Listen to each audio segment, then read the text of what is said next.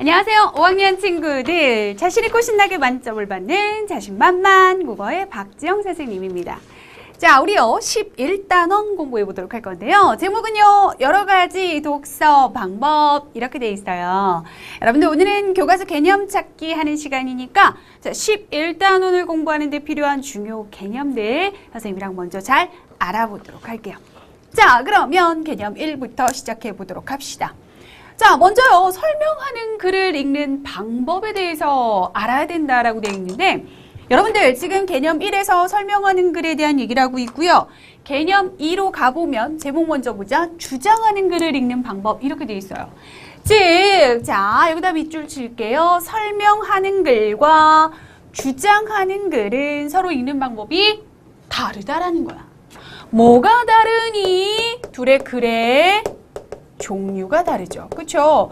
이렇게 얘들아, 글의 종류가 다르면요 그 글의 종류에 맞게 읽는 방법도 달라져야 해요.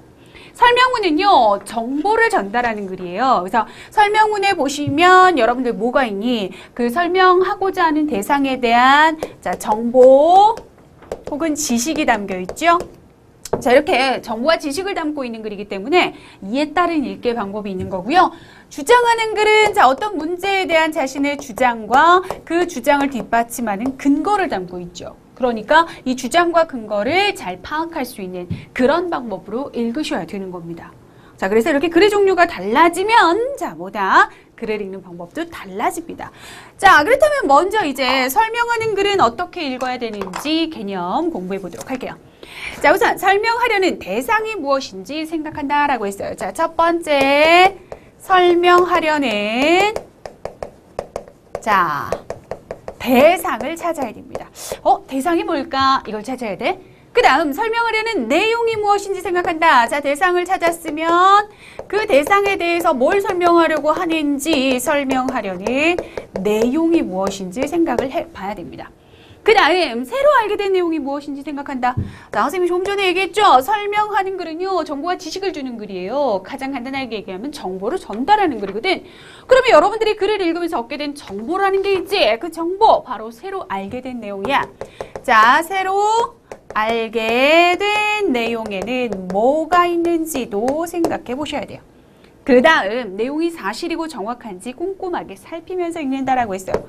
네 번째, 자, 내용의 사실성, 그러니까 내용이 사실인지, 그 다음 내용의 정확성, 내용이 정확한지를 살펴야 된다라고 했으니까 내용의 사실성과 정확성을 살핀다. 이렇게 정리를 해보도록 할게요. 자, 설명하는 글은 어떻게 읽으라고요? 다시 한번 동그라미 해볼까? 설명하려는 대상을 찾고요. 그 다음 설명하려는 내용이 무엇인지 찾아보고요. 자, 그 다음 내가 글을 읽으면서 새로 알게 된 내용 있지? 자, 새로 알게 된 내용이 무엇인지 생각해 보고요. 자, 내용은 사실인지 정확한 내용인지 이런 것들도 잘 살펴봐야 되는 거예요. 알겠죠? 자, 그러면 우리 이걸 예를 통해서 한번 다시 살펴보도록 할 건데, 자, 우리가요 숭례문이라는 글을 배우게 될 겁니다. 자, 11단원에서 배우게 될 글인데요. 이 숭례문이 바로 설명하는 글이야, 얘들아. 그렇다면 이 글을 어떻게 읽어야 되는지 설명하는 글을 읽는 방법을 배웠으니까 그에 맞게 우리가 좀 지금 선생님이요 숭례문에 나오는 대략의 내용을 이렇게 간단하게 먼저 정리해놨어요. 자, 이런 내용들을 살핀다라는 게 도대체 어떤 방법인지를 우리 정리해 보도록 하자. 자, 우선 숭례문을 딱 읽어보면 여러분들 이게 뭐에 대한 글이구나. 바로 숭례문에 대한 글이구나 라는 걸 먼저 알 수 있겠지? 그럼 이거는 바로 뭐야? 무엇을 설명한 글인지 바로 그 설명하려는 대상을 파악한 거겠죠. 그죠? 그 다음 숭례문의 특징과 역사가 쭉 내용으로 나와 있습니다. 그러면 이제 뭐야? 설명하려는 내용이 바로 숭례문의 특징과 역사구나 라는 걸 파악할 수가 있겠지. 그 다음 여러분들 우리 숭례문의 글의 내용을 쭉 읽다 보면 세종 29년에 고쳐지었다. 이런 내용이 이제 설명문 안에 나올 겁니다. 그럼 이제 여러분들이 이걸 보면서 물론 이거를 원래부터 알고 있었던 친구들이 있을 수 있어요. 그렇다면 그 친구한테는 새로 알게 된 내용이 아닐 수도 있겠죠. 근데 지금 이거는 우리가 한번 예를 들어보는 거니까 세종 29년에 고쳐지었다. 오, 나는 이 글을 읽으면서 알게 됐네. 그렇다면 새로 알게 된 내용이 무엇인지에 해당하겠죠. 그렇죠? 이런 식으로 여러분들이 내용을 파악하면서 읽는 겁니다. 그 다음 또 하나 생각해 볼 거 있죠. 내용이 정확한 사실인지 이런 거 따져보라고 했어요. 정확한 내용인가? 라고 생각해 봤을 때 이건 정확한 사실이다 라고 우리 생각해 볼 수 있어요. 자, 정확성 그리고 혹은 사실성을 생각해 봐야 된다, 살펴봐야 된다라고 했죠? 그렇게 봤을 때 정확한 사실이다 라고 정리해 볼 수 있습니다. 여러분들 교과서에 실린 글인데요. 정확한 사실이 아니면 실릴 수가 없어요. 그죠? 그래서 정확한 사실을 실은 글이 맞습니다. 자, 이렇게 여러분들 우리가 조금 전에요. 설명하는 글을 읽는 방법에 대해서 배웠어요. 그렇다면 여러분들이 실제로 설명하는 글을 읽으면서 이런 방법들을 적용해 볼 수 있어야 돼요. 대상이 뭐구나? 설명하려는 내용은 이거구나. 나는 이걸 새로 알게 됐네. 이 글을 읽으면서. 자, 그리고 정확한지 사실인지 따져보니까 정확한 사실이 맞아. 이렇게 읽으라는 겁니다. 알겠죠? 설명하는 글을 읽는 방법. 자, 오늘 중요한 포인트 중 하나죠. 그 다음 또 가보도록 할게요. 이번에는 주장하는 글을 읽는 방법이요. 개념 2예요. 자, 선생님이 글의 종류에 따라서 이렇게 글을 읽는 방법이 달라진다라는 얘기를 했는데 그렇다면 주장하는 글은 앞에 설명하는 글을 읽는 방법하고 뭐가 다른가 지금부터 한번 정리해서 알아보도록 할게요. 자, 우선 글쓴이의 주장이 무엇인지 파악하며 읽어야 돼요. 자, 첫 번째 글쓴이의 주장을 파악하셔야 됩니다. 설명문은 첫째로 해야 되는 일이 설명하려는 대상이 무엇인지 아는 거였지. 이거는 글쓴이의 주장이 뭔지 파악해야 되고요. 그 다음 주장을 뒷받침하는 근거를 생각해야 돼요. 자, 주장을 뒷받침하는 근거가 무엇인지. 자, 이것도 잘 찾아서 파악하셔야 됩니다. 그래서 주장과 근거를 담은 글이라고 했죠. 그래서 이 두 가지 내용을 파악하는 게 주장하는 글에선 가장 중요한 핵심이에요. 자, 그 다음 주장과 근거가 적절한지 생각하며 읽는다 라고 했으니까 주장과 근거의 무엇을 적절성을 판단해야 되겠지. 왜냐면 얘들아 주장 자체도 적절해야 되겠지만 그 주장을 뒷받침하는 근거도 적절해야만 주장과 근거가 서로 알맞게 연결될 수 있는 거거든요. 그래서 여러분들 주장과 근거의 적절성 살펴보시고요. 자, 그 다음 자신의 생각과 비교하며 비판적인 자세로 읽으라고 했습니다. 자, 자신의 생각과 비교하는 거. 이거 되게 중요한데 자, 여기서 뭐라고 했냐면 비판적인 자세라는 말을 썼어. 자, 우리 아까 설명문 읽을 때는 비판적 자세 이런 말 안 했죠. 근데요. 자, 비판적인 자세가 주장하는 글 읽기에서는 되게 중요해요. 왜냐면 개인의 주장을 담고 있는 글이기 때문이야. 그 주장을 누군가가 한 주장을 다 그대로 받아들여서는 안 돼요. 그 생각이 맞는지 맞지 않는지 그 생각에 어떤 문제점은 없는지 내지는 나와는 다른 생각인데 나는 이렇게 생각하는데 라고 좀 꼼꼼히 따지면서 읽을 수 있어야 되거든요. 그래서요 얘들아 주장하는 글은 비판적인 자세가 되게 중요해요. 이런 비판적인 자세 잊으시면 안 돼요. 자, 그러면 주장하는 글을 어떻게 읽으면 되는지 다시 포인트가 되는 내용만 동그라미 해볼게요. 먼저 주장 파악하시고요. 주장이 뭔지 파악이 됐다면 그 다음 그 주장을 뒷받침하는 근거 파악하시고요. 자, 주장 근거 이제 다 파악이 됐어. 그렇다면 그 주장과 근거가 적절한지를 생각해 보시고요. 그 다음 또 하나 잊지 말아야 될 거 자신의 생각과 비교해보는 거. 그게 곧 무엇이다? 비판적인 자세다. 요거 선생님이 중요하다고 이미 발표했죠? 다시 한번 빨간색으로 별표. 됐지? 자, 그럼 이제 교과서 예를 볼 건데요. 여러분들 문화재 보호라는 글을 읽게 될 겁니다. 교과서에 나와 있는 글이에요. 자, 요번에는요. 앞에 설명문을 했던 방법이랑 좀 반대로 해볼게요. 자, 이 글을 읽는 방법에 따라서 문화재 보호라는 글에 담겨있는 내용 대략적으로 우리가 정리하면서 살펴보도록 할 건데 자, 문화재 보호는 뭐라고요? 자, 우리가 배우게 될 주장하는 글이에요. 자, 그렇다면 가장 먼저 생각해야 되는 게 뭐야? 글쓴이의 주장이 무엇인가를 생각해야죠. 그 주장이 뭐예요? 자, 문화재 보호야. 여러분들 물론 이 글을 아직 안 읽어봤어도 제목만 보면 무엇을 주장하겠다라고 대강 좀 짐작이 되죠? 선생님이 정리해 줄게요. 문화재를 자, 어떻게 하자는 거겠어? 잘 보호하자라는 거겠죠. 잘 보호하자. 라는 주장을 담고 있는 글입니다. 알겠죠? 자, 그러면 이런 주장을 파악했다. 이제 뭐 해야 돼요? 이 주장을 무엇으로 뒷받침하고 있는지 그 근거를 생각해 보셔야 되는데, 자, 우선 근거 첫 번째. 발굴된 문화재를 바르게 관리해야 한다라는 얘기를 합니다. 그래서 첫 번째 근거는 자, 바르게 관리해야 되는 측면에 대한 얘기를 하고 있어요. 선생님이 그 긴 걸 다 그대로 옮겨 적을 수는 없으니까 얘들아 이렇게 간단하게 체크만 할게요. 자, 이미 발굴된 건 어떻게 해야 된다? 바르게 관리해야 된다. 그 다음 두 번째, 새로운 문화재 발굴에 힘써야 된다. 자, 뭐도 해야 된다? 새로운 문화재를 발굴하는 거에도 힘써야 된다. 이런 얘기를 했고요. 그 다음 세 번째, 우리 문화에 대한 자긍심과 문화재를 소중히 하려는 마음을 가져야 된다. 자, 우리 문화재에 대한 자긍심, 그 다음 문화재를 자, 소중히 여기는 마음. 이런 것들을 가지는 것도 중요하다라는 근거 세 가지를 들어서 문화재를 잘 보호하자라는 주장을 뒷받침하고 있습니다. 알겠죠? 자, 그럼 이제 주장과 근거를 파악했으니까 여러분들 그 다음 봐야 되는 게 뭐예요? 적절성을 판단해야죠. 주장과 근거가 적절한가? 라고 봤을 때 근거의 내용이 어때요? 모두 주장하고 그쵸? 연결이 되죠. 즉 주장하는 바를 잘 뒷받침함으로 뭐라고 정리하면 되겠어요? 자, 근거의 내용이 모두 주장하고자 하는 것의 방법이 되니까 적절하다. 자, 그래서 여러분들 충분한 관련이 있다면 그리고 문화재를 잘 보호할 수 있는 방법이 맞다면 그렇다면 적절하다라고 판단할 수가 있겠죠. 자, 그리고 내 생각과 다른 점은 선생님이 남겨둘게요. 여러분들의 생각하고 이 글에 나타난 글쓴이의 생각하고 무엇이 다른지 여러분들이 한번 비판적인 자세를 가지고 생각해 보는 겁니다. 뭐 예를 들면 문화재를 보호하기 위해서는 가장 먼저 문화재를 소중히 여기는 마음을 가져야 한다고 나는 그렇게 생각한다. 이런 식으로 여러분들이 정리를 해보는 건데 이거는 내 생각이니까 여러분들이 각자 비판적인 자세로 해볼 수 있으면 좋을 것 같아요. 자, 이렇게 주장하는 글을 읽는 방법은 글의 종류가 주장하는 글이기 때문에 자, 앞서 봤던 설명하는 글 읽기와는 분명히 다릅니다. 구분이 됐어요? 자, 우리 우선 개념 1과 2를 공부해 봤는데요. 선생님 칠판 정리 한번 해야 될 것 같아요. 그래서요, 선생님이요. 자, 설명하는 글은 이렇게 읽어야 된다. Y맨 다시 한번 붙였어요. 지금 우리 동그라미 한 중요한 핵심 말들 꼭 기억하시고요. 자, 그 다음 주장하는 글은 이렇게 읽어야 된다. 자, 역시 동그라미 한 핵심어들 잘 기억해 두시는데 특히 비판적인 자세 잊지 않도록 하세요. 칠판 정리할게요.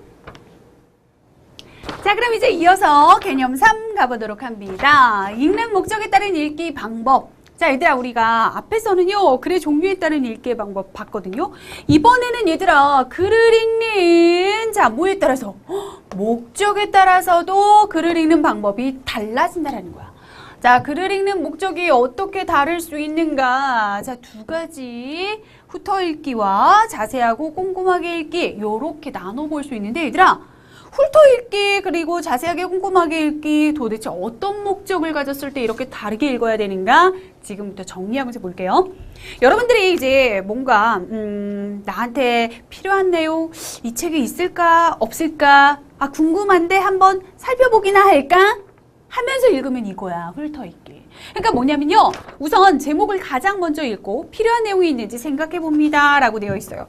자, 훑어 읽을 때는 가장 먼저 볼 게 제목입니다.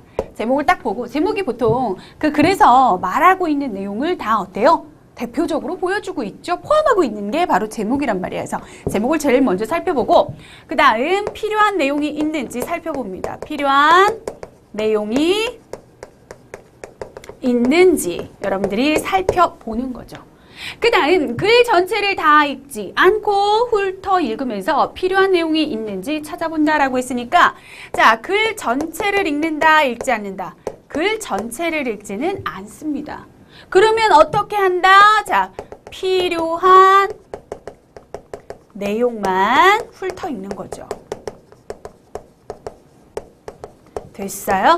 여러분들 숙제할 때요. 뭐 어떤 과제가 있을 때 내가 어떤 책을 먼저 좀 읽어보고 거기에서 필요한 정보를 얻어서 그걸 바탕으로 해서 숙제를 하거나 여러분들 모둠 활동을 하거나 이런 경우 많죠. 그때 얘들아 내가 오늘 해야 되는 숙제와 관련해서 책을 한 5권 정도 준비했어. 근데 그걸 다 읽니? 5권을 처음부터 끝까지 다 읽니? 며칠이 걸리지, 그지? 그럼 어떻게 하는 거야? 우선 제목을 보고 나한테 필요한 책이다 하는 것들을 여러분들이 뽑았을 거 아니야. 그러면 그 안에서 나한테 필요한 내용들을 훑어보는 겁니다. 자, 여기서 주의할 점은 훑어 읽기를 할 때 글의 전체를 다 읽는 게 아니라는 거죠. 알겠죠? 글의 전체를 다 읽을 것 같으면 훑어 읽기라고 하지 않아요. 그럼 어떻게 읽는다? 필요한 내용 부분만 여러분들이 쭉 있는지 없는지 찾으면서 훑어 읽는 겁니다. 그러니까 훑어 읽기 이렇게 좀 대강이라고 하면 여러분들 그럼 대충 보면 되나 이렇게 생각하면 되니 이렇게 생각하면 안 되니까 좀 건너뛰면서 본다라고 생각하면 돼요. 나한테 필요한 부분을 찾았다. 그럼 그 부분을 다시 자세히 읽고 또 이렇게 쭉 건너 보는 거죠. 여기 필요한 부분이네. 이런 식으로 찾으면서만 보는 겁니다. 알겠죠? 자, 그럼 자세하고 꼼꼼하게 읽기는 어떻게 다른 거야? 당연히 말 그대로 이제 나한테 필요한 정보야. 그렇다면 나한테 필요한 정보와 관련해서는 자세하고 꼼꼼하게 읽어야 되겠죠. 자, 필요한 내용을 찾으면서 자세히 읽어요. 이거는 자, 필요한 내용을 찾으며 자세히 읽어요. 분명히 다르죠? 선생님이 훑어읽기 같은 경우에는 전체를 읽지 말고 좀 건너 이렇게 읽으라고 했는데 얘는 자세히 읽어야 돼요. 그래야만 자세하고 꼼꼼하게 읽기가 되는 거야. 그 다음 중요한 내용이다. 그것을 뒷받침하는 내용이 있으면 밑줄도 긋는 거예요. 알겠죠? 우리가 보통 훑어읽기 할 때는 그런 거 안 해요. 잘 밑줄, 동그라미 이런 기호 잘 안 쓰는데요. 자, 자세하고 꼼꼼하게 읽을 때는요. 이런 걸 써요. 자, 그 다음 자신이 알고 있는 내용과 새로 알게 된 내용을 비교하면서 읽어요. 자, 자신이 알고 있는 내용 있겠죠. 자, 알고 있는 내용으로만 그냥 쓰자. 자, 이미 여러분들이 알고 있는 내용이 있을 거야. 알고 있는 내용. 그 다음에 글을 읽으면서 새롭게 알게 된 내용이 있어. 새로 안 내용. 이거를 어떻게 해야 된다고? 비교하면서 읽으라고요. 나는 이렇게 알고 있었는데 새로 안 내용을 보니까 이렇게 돼 있네. 이런 식으로. 그쵸? 자, 그래서 여러분들 자, 자세하고 꼼꼼하게 읽을 때는 우선 자세히 읽는다 라는 거 자세히에다가 별표해 놓으시고요. 밑줄 같은 걸 쓰는 것도 당연히 그래서 자세하고 꼼꼼하게 읽을 때 사용하게 되겠죠. 그리고 여러분들 이렇게 비교하면서 읽는 것도 잊지 않도록 하세요. 자, 우선 중요한 건 이렇게 읽는 목적에 따라 읽기 방법이 달라진다라는 걸 먼저 알고 시작하는 거예요. 알겠죠? 그래서 자, 훑어 읽기의 방법이 있고 그리고 또 뭐다? 자세하고 꼼꼼하게 읽기의 방법이 있다. 이런 방법이 구분되어진다. 자, 그리고 훑어 읽을 때는 어떻게 하는지 자세하고 꼼꼼하게 읽을 때는 어떻게 하는지도 선생님이랑 살펴봤으니까 알아두시고요. 자, 우리 녹둔도에 대한 글을 배울 겁니다. 교과서에서 녹둔도라는 글을 배울 건데 이 녹둔도를 자, 읽는 목적에 따라서 다르게 읽을 수 있어요. 그러니까 뭐냐면 녹둔도라는 글은 하나지만 내가 만약에 글을 읽는 목적이 예를 들어서 우리나라 땅인가? 녹둔도가? 나 처음 들어보는데 한번 소개하는 글에 쓸만한 내용이 있는지 없는지 볼까? 이런 생각으로 본다면 훑어 읽기를 한다는 거죠. 근데 이제 이 녹둔도를 내가 친구들한테 녹둔도를 소개하고 싶은데 친구들은 아마 녹둔도에 대해서 잘 알지 못할 거야. 녹둔도의 위치, 크기 이런 것들 책에서 찾아봐야 되겠어. 또 녹둔도를 러시아에 빼앗겼다라고 하는데 왜 그렇게 됐는지 그 계기도 알아봐야 되겠어. 라는 목적을 갖는다면 훑어 읽을 수 없겠죠. 어떻게 읽어야 돼요? 자세하고 꼼꼼하게 읽어야 되겠죠. 이렇게 하나의 같은 책이라도 자, 그 글을 읽고자 하는 목적이 다르다면 나한테 필요한 내용이 있나 없나 살펴봐야지 이러면 이렇게 읽는 거고 나는 녹둔도의 크기, 위치, 그 다음 녹둔도가 왜 그렇게 됐는지 역사적인 의미 알아봐야 되겠어 라고 하면 이렇게 읽어야 되고 알겠죠? 그 읽는 목적에 따라서 달라진다라는 거 여러분들 간단하게 예로 확인해 봤고요. 자, 이제 그럼 개념 4로 넘어가 봅니다. 자, 이번에는요. 책을 소개하는 글을 쓰기. 자, 여러분들 이제 여러분들이 다른 사람들에게 여러분들이 읽은 책을 소개해 보려고 하는 겁니다. 그때 책을 소개하는 글 어떻게 써야 되는지 알아볼 건데요. 우선 친구들에게 소개하고 싶은 책을 떠올려 봅니다. 당연히 첫 번째로는 소개하고 싶은 책이 무엇인지를 떠올려 봐야 되겠죠. 그래야 소개를 시작할 거 아니야. 그 다음 과학이나 사회에 대한 책일 경우에는 친구들이 가장 궁금해하는 내용을 중심으로 소개하는 글을 씁니다. 자, 과학이나 사회 쪽은요. 어떤 내용을 쓰는 게 좋다고요? 자, 궁금해하는 내용. 이 분야와 관련해서는 좀 친구들이 궁금해하는 것들이 많을 거란 말이야. 그래서 궁금해하는 내용을 중심으로 쓰고요. 자, 그 다음에 동화책일 경우에는 가장 흥미로운 사건을 중심으로 책에 대한 소개글을 씁니다. 라고 했어요. 자, 동화책일 경우에는 어떻게 한다? 가장 흥미로운 내용, 흥미로운 사건을 중심으로 쓰면 된다라고 이렇게 제시까지 해주면서 얘까지 들어주면서 얘기를 했으니까 여러분들 어려울 거 없죠? 여러분들이 우선 소개하고 싶은 책 하나를 고르세요. 그런 다음 좀 어떤 분야와 관련이 있는 책을 내가 선택했는지를 좀 생각을 해보시고요. 그게 과학과 사회 분야다. 그러면 궁금해하는 내용 중심으로. 그 다음 내가 선택한 책이 동화책이다. 그러면은 재밌는 사건이라든지 굉장히 인상 깊은 어떤 사건이 있을 거 아니야? 그런 사건이나 장면 중심으로 해서 여러분들 소개를 해주면 될 것 같아요. 자, 그래서 여러분들 책을 소개하는 포스터를 이렇게 만들어 볼 수가 있는데요. 책을 소개하는 책 포스터에 이런 내용이 들어가 줘야 됩니다. 그러니까 여러분들이 나는 책을 소개하는 글을 이렇게 책 포스터로 만들어 봐야지 라고 한다면 자, 책 제목 당연히 들어가야 되겠죠? 그 다음 책을 쓴 사람에 대한 내용도 들어갈 수 있고요. 그 다음 인상 깊었던 장면 이런 것들을 그림으로 딱 나타낼 수 있죠. 우리 보통 보면 포스터에는 글자만 딱 있는 게 아니라 그림과 글자가 같이 있죠. 그러니까 인상 깊었던 장면을 이렇게 나타낼 수 있는 혹은 뭐 과학사회 같은 경우에는 그 대표적인 내용을 담고 있는 그런 그림을 그리면 좋겠지. 그 다음 그 책을 간단하게 소개하는 글. 포스터니까 얘들아 막 구구절절 막 설명하고 있으면 안 되고요. 간단하게 그 책에 대해서 소개하는 글. 이런 것들을 넣으면 좋습니다. 그래서 자, 여러분들이 책을 소개하는 책 포스터를 만든다라고 한다면 이러한 내용이 들어가게 만들어야 된다. 들어가야 할 내용 함께 살펴봤어요. 자, 이렇게 해서 우리 개념 4까지 다 공부해 봤는데요. 자, 이번에는 선생님이 여기에 Yman 출동시킬 겁니다. 자, 읽는 목적에 따라서도 글을 읽는 방법이 달라진다는 거 잘 챙겨두시고요. 크게 훑어 읽기와 자, 꼼꼼하고 자세하게 읽기로 구분해 볼 수 있습니다. 자, 여기까지 오늘 개념 찾기 공부해 봤어요.